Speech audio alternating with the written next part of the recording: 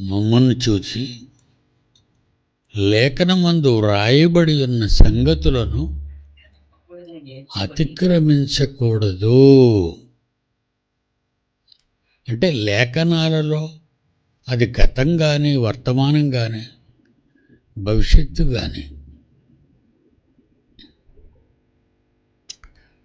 దేవుడు రాస్తున్నప్పుడు అవి జరిగిపోయినవా, జరుగుచున్నవా, జరగబోయేవా, అవి చాలా జాగ్రత్తగా మనం బైబిల్ని పరిశోధించాలి.